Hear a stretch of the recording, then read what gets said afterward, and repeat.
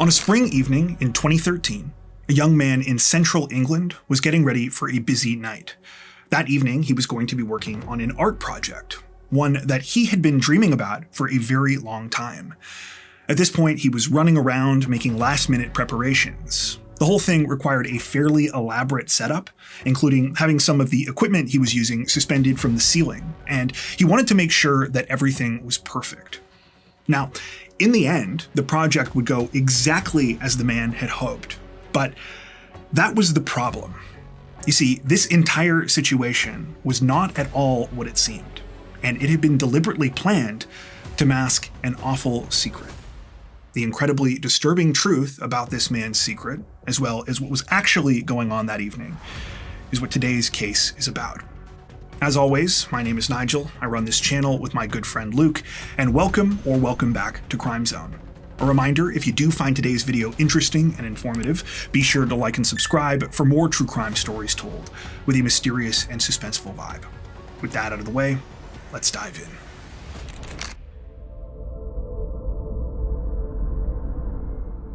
On the evening of May 26th, 2013, 17-year-old Georgia Williams was feeling good. It was a Sunday night, but unlike an ordinary weekend where she would be winding down and preparing for school the next day, instead, she was getting ready to go out.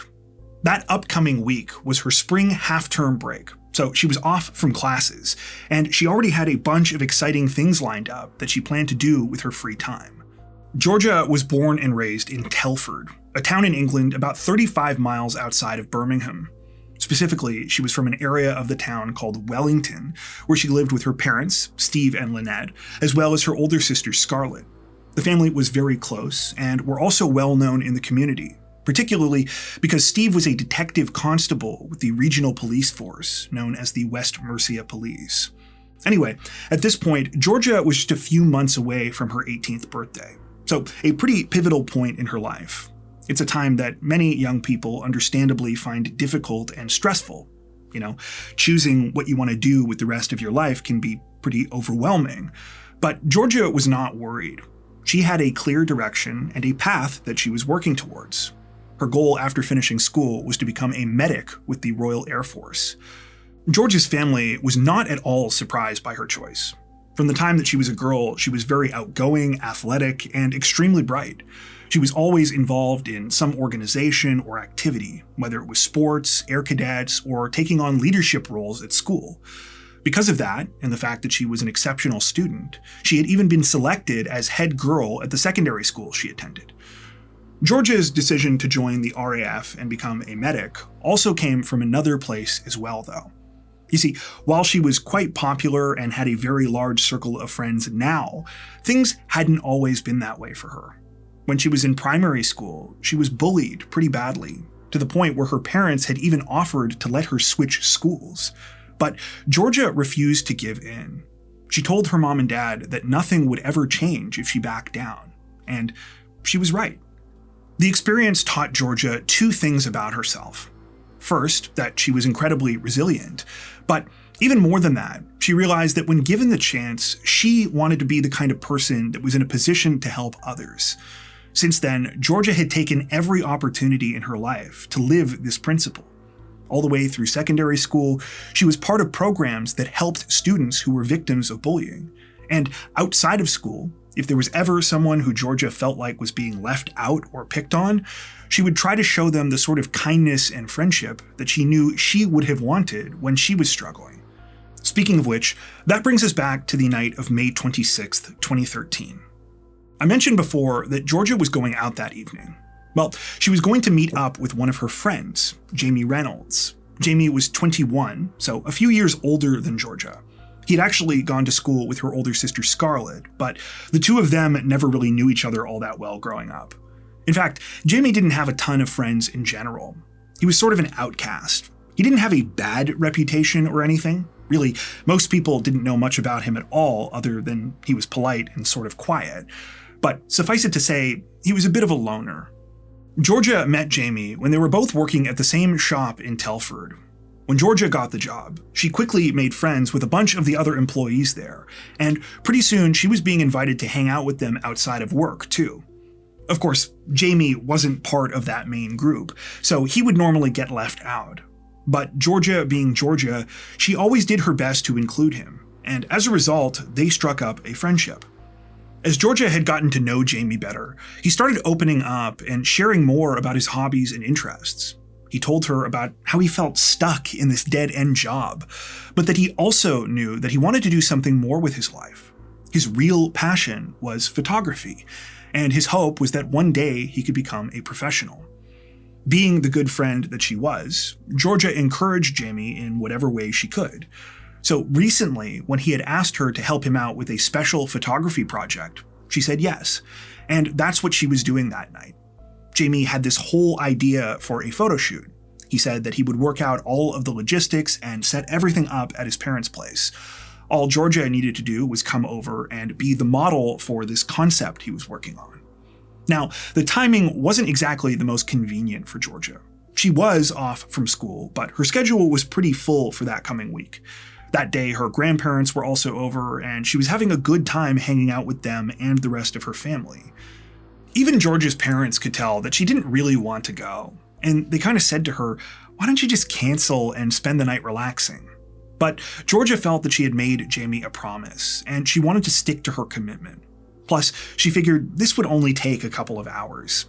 As Georgia left her house that evening, she had on a special outfit and she put on this red lipstick, all in preparation for the photo shoot.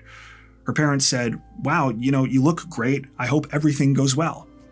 Unfortunately, though, neither they nor Georgia had any idea what was about to take place that night. After leaving around 7:30 p.m., Georgia started walking towards Jamie's house, which was only a few minutes down the road. A short time later, she texted her mother, Lynette, telling her that she had arrived and that her and Jamie were going to be getting to work. As I said before, Georgia only expected the photo shoot to take a couple of hours. So when she still hadn't returned home around 10:30 that night, Lynette started to wonder what was taking so long. She messaged Georgia asking what she was doing. She received a reply explaining that Georgia had finished at Jamie's, but that she had decided to go out afterwards with a different group of people.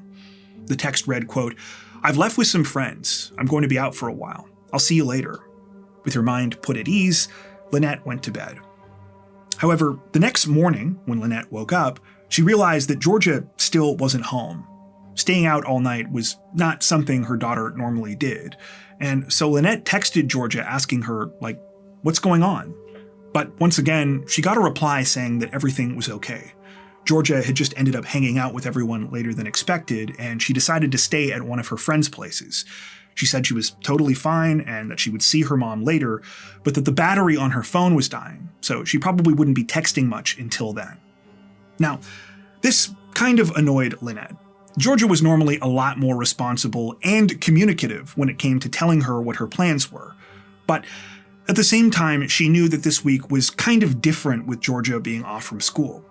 She also knew that Georgia was planning to attend a music festival with her friends that day, May 27th, so it kind of made sense that she had slept over at a friend's place.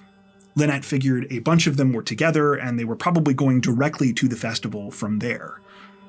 When Lynette told her husband Steve about all of this, he felt pretty much the same way. He tried to reassure her and said, Georgia has never been a rebellious child or anything. Let's not make a big deal out of this. She also had her first driving lesson scheduled for the next day. So he said, let's just talk to her and share our concerns when she gets back.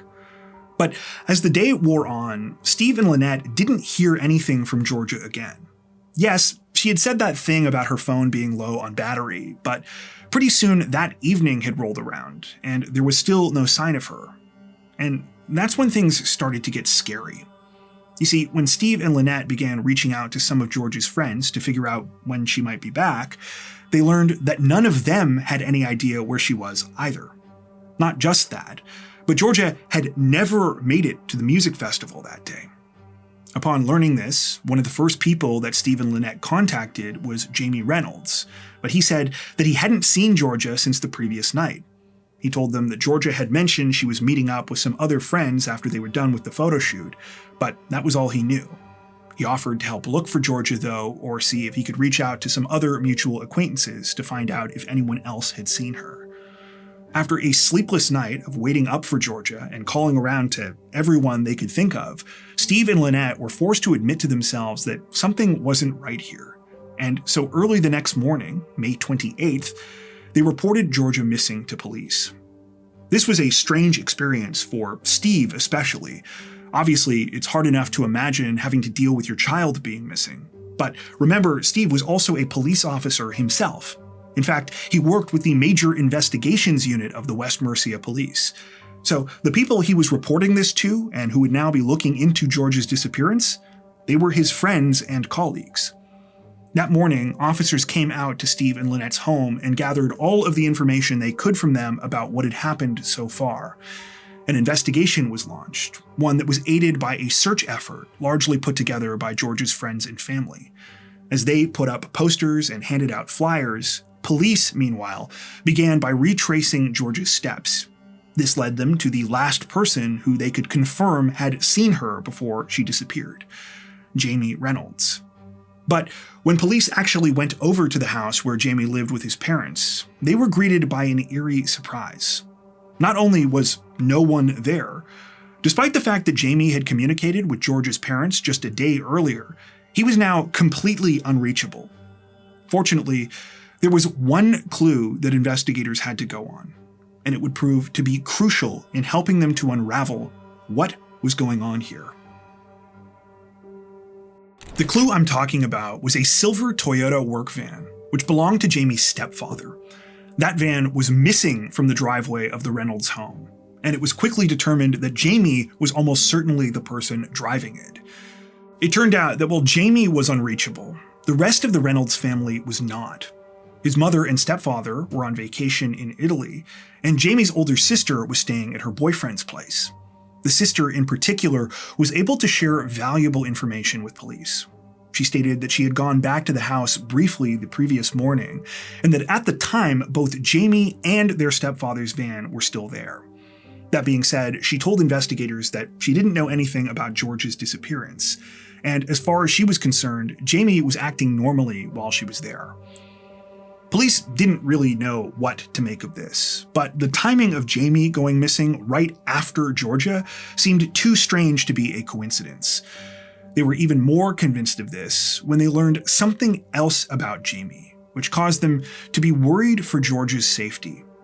We'll get into exactly what that was a little later, but for now, I'll just say that it was enough that investigators were able to get a warrant to detain Jamie on suspicion of kidnapping. At the same time, the West Mercia police put out an alert to the public asking for anyone who might have seen the silver van to contact them immediately. It wasn't long before calls started rolling in, and within less than 24 hours, both the van and Jamie Reynolds had been located. But this only made the situation more unsettling. You see, not only was Jamie by himself by the time authorities caught up with him, he was nearly 350 miles away. He had checked himself into a discount hotel in Glasgow, Scotland. It certainly looked like Jamie was running from something, but when he was arrested around 2:30 in the morning on May 29th, he insisted otherwise. He said that he was simply on a solo camping trip and claimed that he had no idea what had happened to Georgia. Jamie kept up this story for the next 2 days, refusing to give police any more information. Obviously, this was frustrating for detectives, but behind the scenes, there was more going on. They were piecing together all of Jamie's movements between the evening of May 26th and the time of his arrest. In addition to gathering CCTV evidence, they continued taking calls from the public. A few of those calls soon stood out. Several witnesses told the West Mercia police that they had assisted a man matching Jamie's description who was traveling in a silver Toyota work van a couple of days earlier. At the time, the van was stuck in some mud at the side of a road. One of these witnesses had even taken a photo, and sure enough, when investigators saw it, they were convinced it was the same van that Jamie had been driving. Just like the whole situation with finding Jamie at the hotel in Glasgow, the locations of where all of this happened only raised further red flags. The spot where the van got stuck was a relatively remote section of highway called the Nantigarth Pass, which runs between the Welsh city of Wrexham and the town of Ruthin. Though Jamie had claimed he was on a camping trip, and authorities did find some camping supplies in the van at the time of his arrest, detectives could tell that he was hiding something. They moved the focus of their search efforts to the area around where the vehicle had gotten stuck. Sadly, it wasn't long after this that everyone's worst fears were confirmed.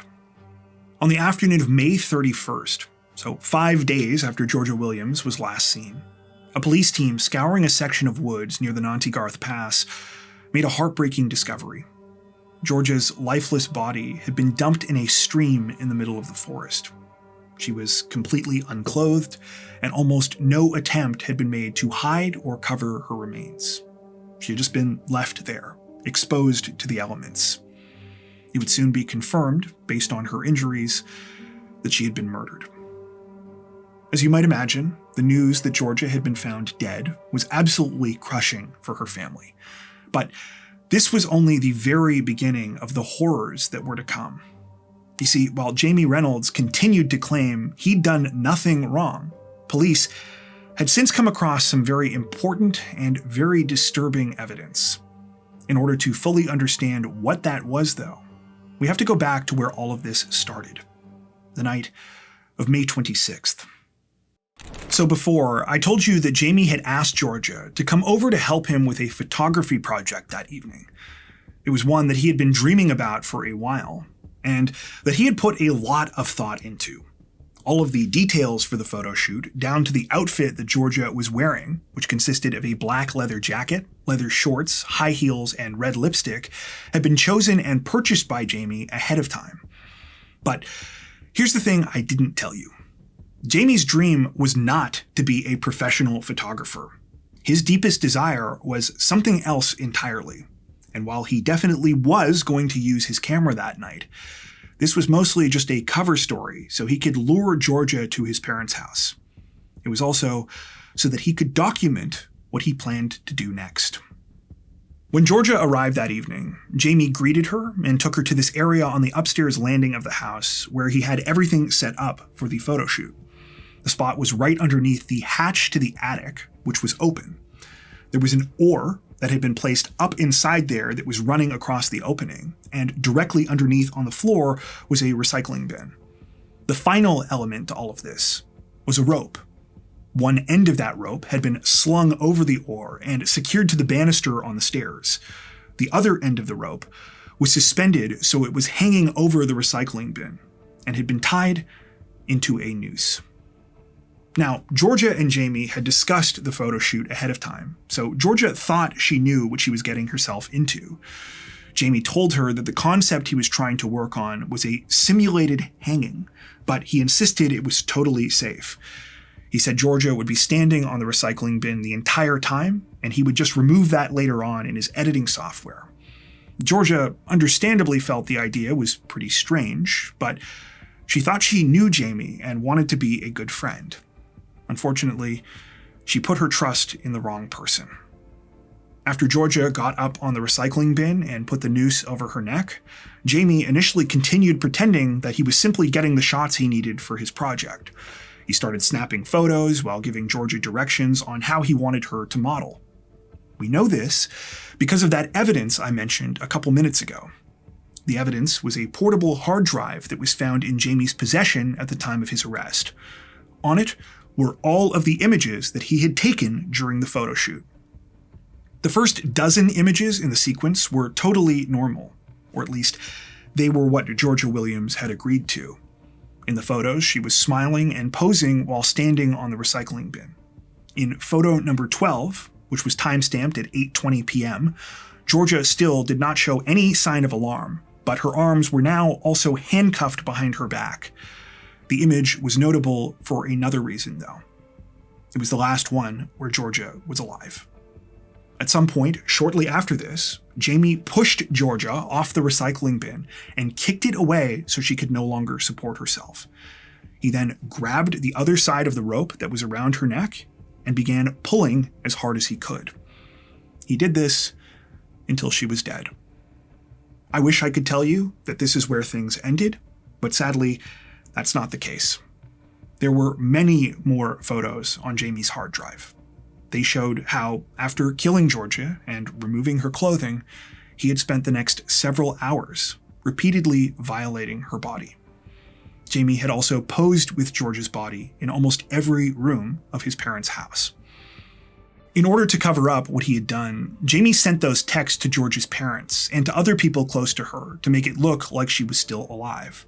To further distance himself from the crime, he tried to seem helpful when he was initially asked about her disappearance, and made up that story about her going out with friends when they were finished the photo shoot. Knowing that his sister would likely be coming back to the house at some point, Jamie cleaned up as best he could and temporarily hid George's body. After his sister left the following morning, he loaded the remains into his stepdad's silver work van and began driving. CCTV evidence recovered by investigators soon revealed additional chilling details about Jamie's movements before his arrest. Specifically, just how casually he had acted while driving around with a dead body. Jamie never seemed panicked or at all concerned about what he had done. In fact, on the way to the spot where he dumped George's remains, he even stopped to catch the latest Fast and Furious movie. Detectives eventually discovered that the film had additional significance to Jamie. He had asked Georgia to see it with him shortly before the murder. Actually, Jamie had routinely asked Georgia Williams out during their friendship. No matter how many times she said no and tried to let him down easy, he continued to pester her. The full extent of Jamie's depravity, though, wouldn't become clear until police dug further into his hard drive, as well as his phone and the other electronic devices at his home. That's when they learned just how long Jamie had been planning something like this. It turned out that Jamie had been addicted to violent adult content since his early teens. He consumed a wide variety of this type of media, but he developed a particular obsession with strangulation and hanging. This started with content that simulated these acts, but as he watched more and more, his appetite only grew.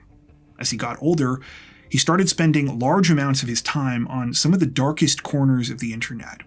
Places where, for instance, he could get his hands on real-life so-called snuff films. A large amount of this kind of material was found in Jamie's possession after the murder. By that time, he had amassed a chilling collection of nearly 17,000 images and more than 70 videos. Eventually, even this was no longer enough to satisfy Jamie, and it became apparent to police while going through his devices how his fantasies had started spilling over into his real life. Not only was Jamie collecting photos of women that he knew and editing them so that there were ropes around their necks, he was writing stories about them. Graphic, detailed stories that always involved him murdering his female victims before violating their remains. Jamie had written over 40 of these stories, each with their own titles and elaborate plots, and while all of them were incredibly twisted, the one about Georgia Williams was especially gut-wrenching. And that's because it was no longer a work of fiction. The short story, which Jamie had titled Georgia Williams in Surprise, read to detectives like a play-by-play of her actual murder. And though there were some differences between the story and the real crime, all of the major elements were there. The photo shoot, the setup with the noose, and, most chillingly, everything that happened afterwards. To say that all of this was a shock to investigators would be a dramatic understatement. But really, it shouldn't have been. You see, there's one final tragic twist to this case, and you could make the argument that it's the worst part of this whole thing. You remember earlier when I said that police discovered something before Jamie's arrest that made them concerned for Georgia's safety? Well, when they learned that Georgia had gone missing and Jamie might be involved, they looked into his background. And what they found was very unsettling. It turned out that Georgia Williams was not the first woman that Jamie had targeted. Far from it. In fact, he had been trying to act out his violent fantasies for at least 5 years.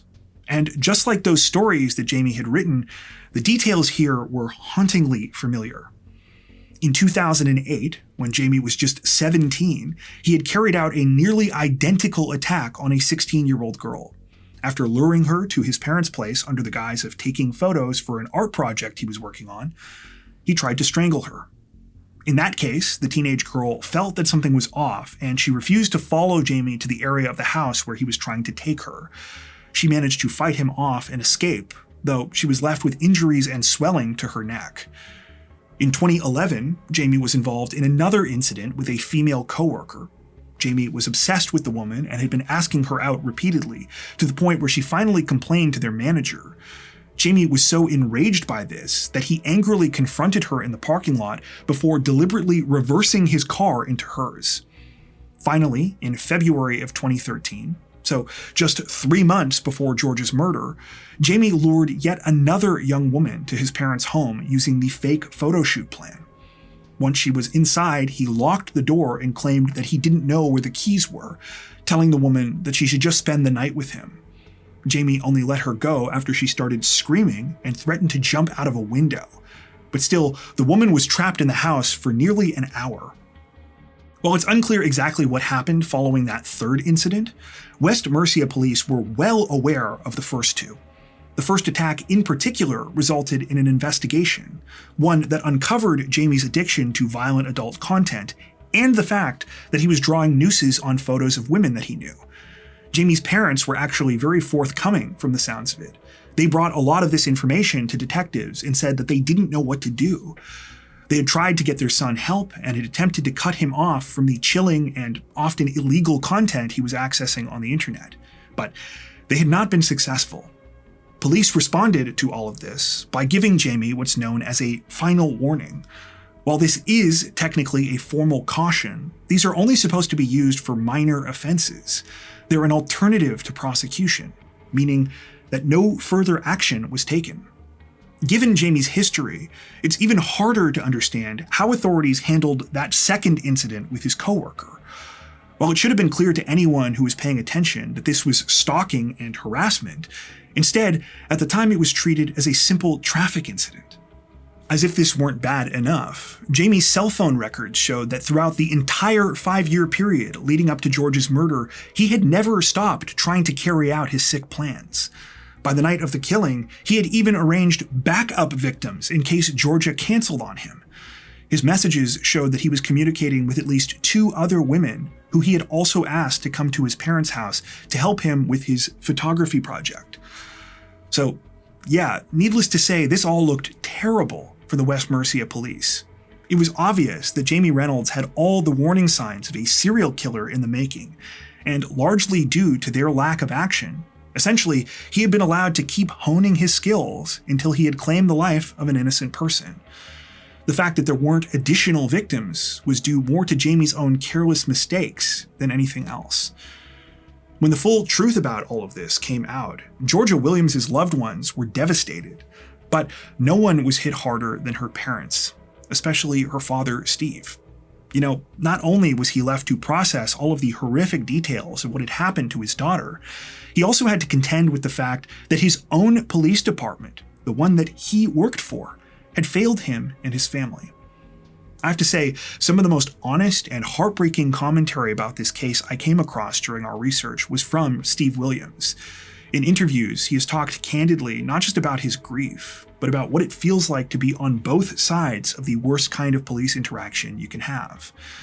In one interview I saw, Steve discussed how when he was a detective, he always thought he was good at breaking awful news to the families of victims. But it was only when he was on the other end that he truly realized there's nothing you can say that makes things better. According to reports we came across, Steve ended up retiring from the West Mercia police early. Perhaps the one small comfort that George's family was granted, if it can even be called that, is that they did not have to go through the pain of a lengthy trial. This wasn't due to the kindness or remorse of Jamie Reynolds, though. Even after he was charged, he refused to give any kind of confession or admit to what he had done, and initially pleaded not guilty to murder. But once the proceedings actually started, in the face of overwhelming evidence, Jamie seemingly changed his mind. He pleaded guilty to killing Georgia Williams on the first day of his trial in December of 2013. Just over 2 weeks later, Jamie was sentenced. He was handed a whole life order. This is a true life sentence in the UK system. It means that, barring exceptional circumstances, an offender will spend the rest of their life behind bars. To give you an idea of how rare this was, Jamie was one of the youngest people in UK history at the time to be given a whole life order. It was also notable because he was one of only a handful of people to get the sentence for committing a single murder. Still, it's hard to argue that the punishment didn't fit the crime. The statement read by the judge during the sentencing hearing is too long to go over here, but suffice it to say it's both harrowing and incredibly scathing. We've included a link in the description below for those that are interested in reading the full text. Based on the latest available information we were able to find, Jamie Reynolds appealed his sentence in 2014, but that appeal was denied. At the time of this recording, he remains incarcerated.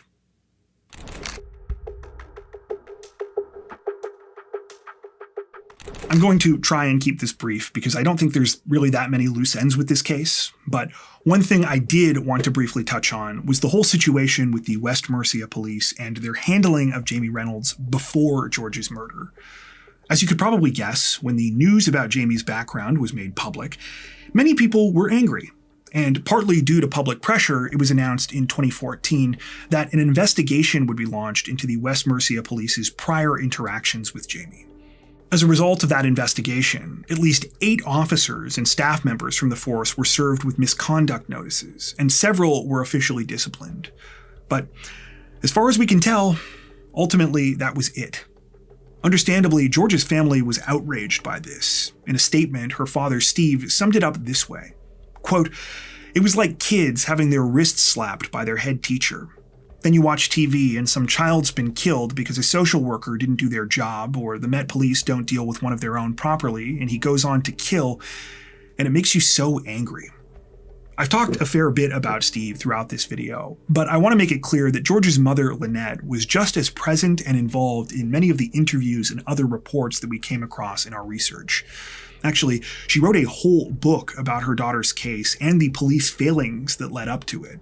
It's called Our Georgia: The Devastating Murder of My Daughter by a Killer Who Should Have Been Stopped. In an interview with the Daily Mirror in 2023, Lynette described the family's ongoing struggles with grief and loss. She told them in part, quote, "We still have nightmares. One of us will wake the other up at night screaming. We help each other through them. I relive the day as soon as I wake up or when I try to sleep. I feel drained most of the time. It's on your mind constantly. It never goes away." As dark as that is to think about, it's worth pointing out that George's loved ones have tried to make sure that her legacy is one of positivity. In her name, they set up the Georgia Williams Trust, an organization that provides grants and scholarships, as well as funding for sports, music, and outdoor adventures for young people.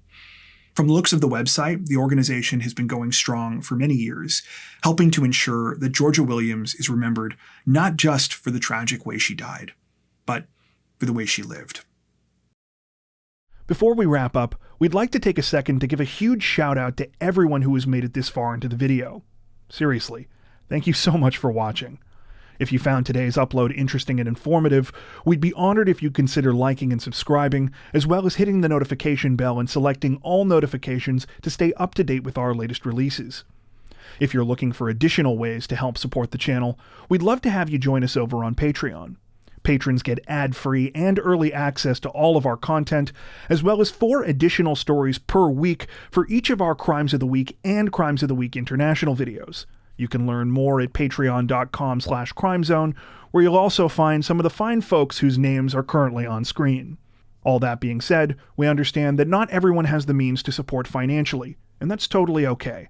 We appreciate every like, sub, share, and comment that you send our way. Once again, thanks so much, everyone, and take care.